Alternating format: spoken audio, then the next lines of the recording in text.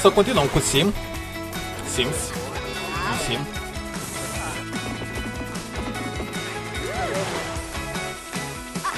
Oh, crezi vampiri?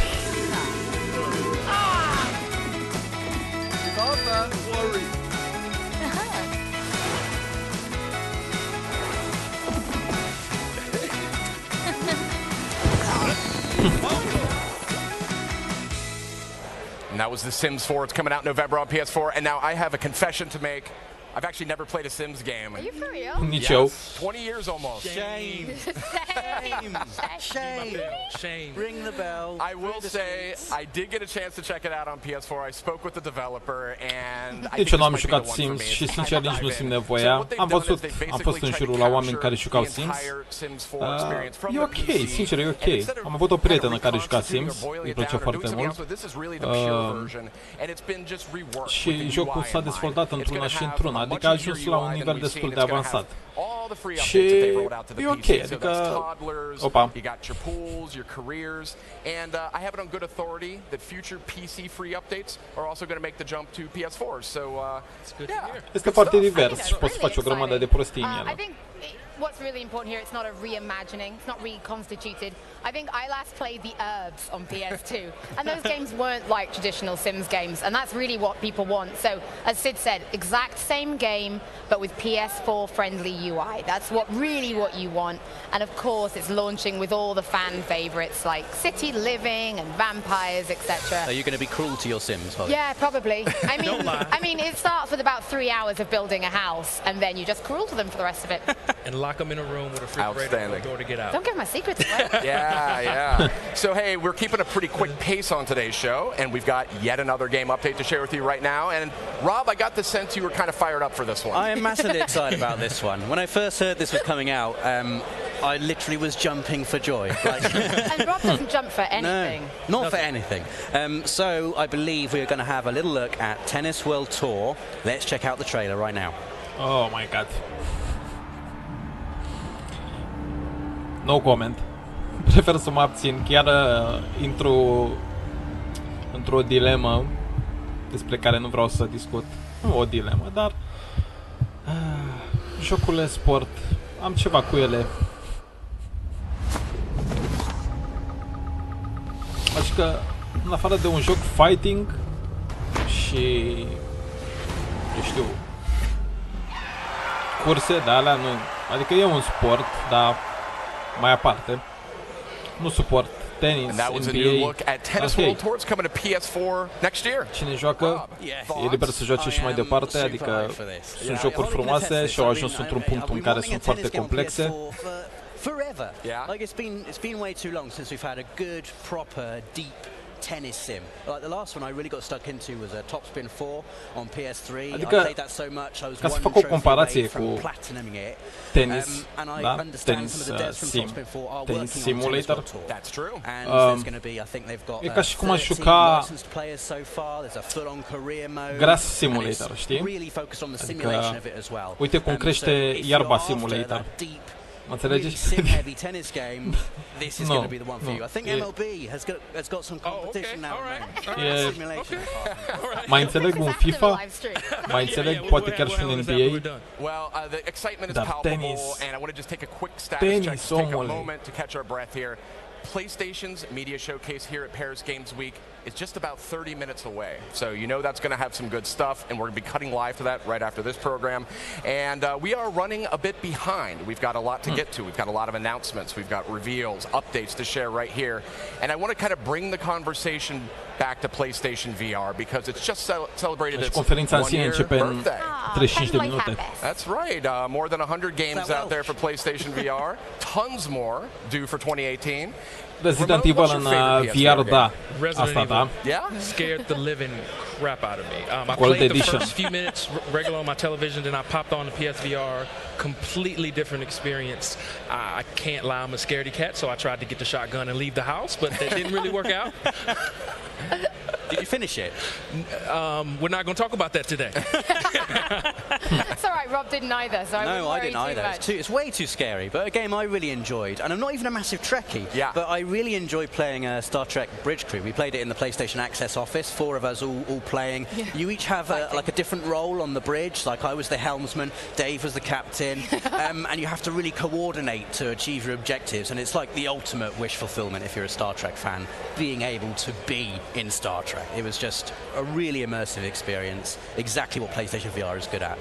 Amazing game. You literally did nothing but squabble. It was a video of you squabbling. Now, while you like to sit, o grămadă de jocuri în VR, adică toată lumea zice că VR-ul este mort, VR-ul este nu știu cum, dar eu văd că jocurile încă ies foarte mult pe VR. VR-ul este o experiență care te așezi, adică nu te așezi, îți pui casca, da? Și te joci pentru o jumătate de oră, o oră, poate 2 ore dacă reziști și atât. Adică nu e o experiență întru totul, dar e o experiență diferită. Adică când joci un joc poți să joci și 8 ore, pe când te joci în VR, dacă joci 8 ore s-ar putea să ai mari probleme. De la, știu, dureri de cap la vomitatură și mai știu eu ce altceva. Dar în schimb experiența este una foarte plăcută și e fun. Super hot, știu jocul ăsta, e foarte mișto. Enough about me, enough about us and our favorites. It's time to take a look at the future of PlayStation VR because there's a lot of great games coming. We've got 2 of them to share with you right this minute, so let's check it out. 2 jocuri noi VR, ok.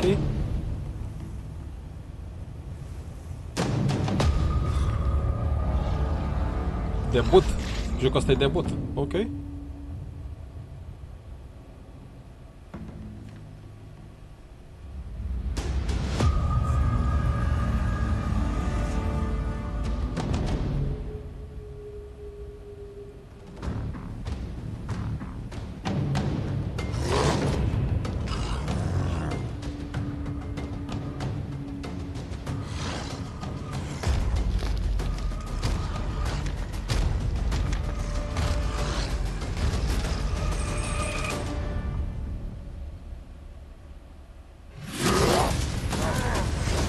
Te bați cu titani? Sau ceva în genul?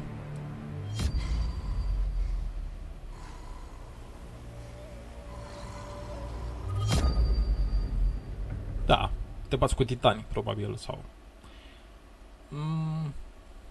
Da, nu știu ce să zic. Chiar nu știu ce să zic. Trebuie. Ah, No Man's Sky in VR? Sau ce? It takes more than a fancy airship to make it in the arena. It takes a fearless captain and a steady crew. Join today and experience heart-stopping thrills. Life or death battles.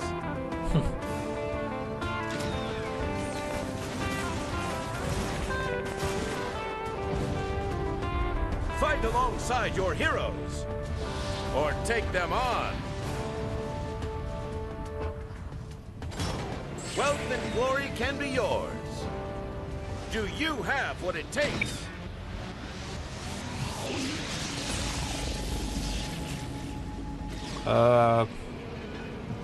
Okay.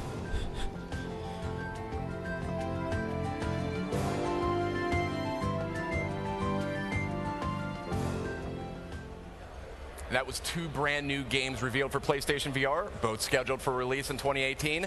Now, looking at Bout of Blood, Rob, you're a Star Trek Bridge Crew fan. I kind of thought that might be kind of up your alley. I mean, for me, that's what PlayStation VR is amazing at, letting you experience things that you're never going to experience anywhere else. And so, piloting a really high-tech airship in Bout of Blood, yes, that is probably right up my alley. Like, it's a really unique game as well. It's set in this kind of fantasy reality TV show. We've got other contestants or enemies, and you can betray them, or you can make allies with them. And also, it's procedurally generated as well. So every time you play Bout of Blood, you're going to be getting a complete completely new experience every time. But for me, it's just, you know, airships. Airships in VR. That's what it's about for me. Absolutely love it. Okay.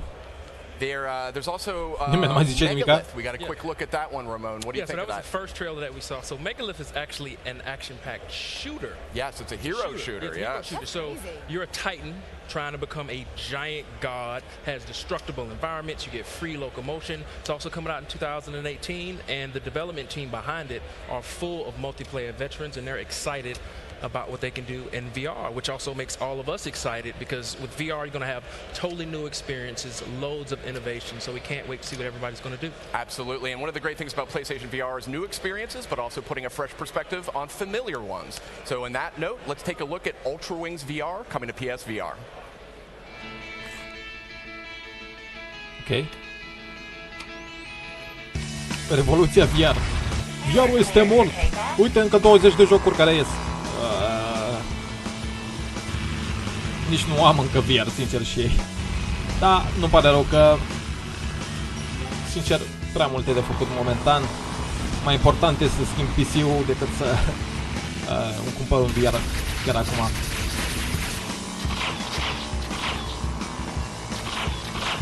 Dar oricum, VR-ul este fun. Este fun. Ceva ce te poți juca câteva minute și să ai o experiență destul de plăcută. Diferită, mai bine zis. Ultra Wings. Ok. PSVR.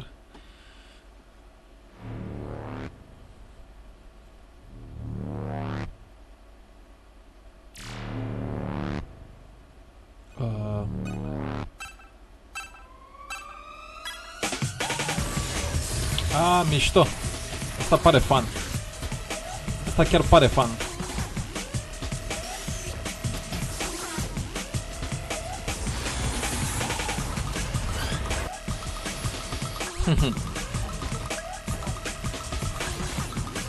Da, asta chiar pare fun, dar nu-mi place cum are pe margine, așa ca și cum când ai un boost, pentru că s-ar putea să-ți zăpăcească ochii, sincer să fiu.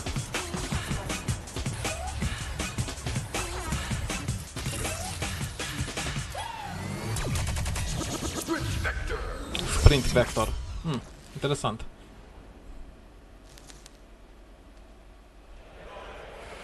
That sprint vector, my goodness, I've got the vapors. I mean, what do you make of that, Holly? I loved it. It reminded me of a manga I used to be really into called Air Gear, just because of the rollerblading. As a game, it's already had tons of press attention. The devs have said, no, you can comfortably run, jump, climb, and fly, because it's very action-packed on its obstacle courses. And they have something called fluid locomotion. That is what they're coining for this. Fluid, indeed. And we also just checked out Ultra Wings VR. That's also coming to PlayStation VR.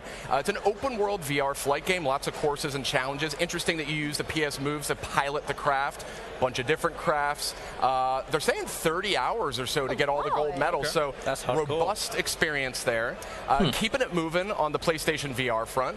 We actually do have an update to share right now around a favorite that was announced at E3. Now, if you watched the E3 PlayStation Media Showcase, you saw a quirky, delightful little game called Moss. Yay! And we're delighted to say that this one is actually coming out February 2018, so we can finally announce that. Ramon, you got a chance to play it. Yes, I did. The developers at Polyarc was so kind to send me a build that I got to Jocul play ăsta și mie îmi last place, e week. I'm loving drăguțel. this game. So you control this mouse. Her name is Quill. She got this little sword, this awesome little like leaf thing on her arm, which is kind of cool. And what's really awesome about this game is the fact that reflexia din apă seamănă cu un caracter din animațiile lui de la studio Ghibli. Am uitat cum îl cheamă pe artist. Man, it looks amazing. I'm really so you get to control both the kind of the puzzles and Quill at the same time. Exactly, at the exact same time. I really love this demo that they sent me. This game is going to be Razer phone. So awesome. I can't wait to play it. And it's a dungeon crawler with a little mouse. It's a little tiny mouse named Quill. So cute. But yeah, I mean, this is one of the things I just love about VR is just new ways to interact. I mean, that's kind of, I think, deep down what we all look for in gaming, and something that PlayStation VR are actually well positioned to provide. Ooh, combat, right? Here's a first look at some of the combat. So you see Quill's going to take care of these little red beagles. So what's awesome is with the DualShock, you can freeze some of the enemies. So you're doing both? You're doing both at the same time. That's cool. And does it feel like easy to do both at the same time? Yeah, I didn't have trouble at all controlling Quill or some of the puzzles at the same time. That's really nice. Pull those steps up, arată drăguțel. E unul din jocurile drăguțele pe I would VR. have played this non-stop if they'd sent me that demo. That's awesome. So this is coming out February 2018. Pre-orders start very soon. Wow. That's right. Well, thank you for that hands-on report there, Ramon, on Moss. It's coming February 2018. Very excited about that one. Here's an update on another time. Ok.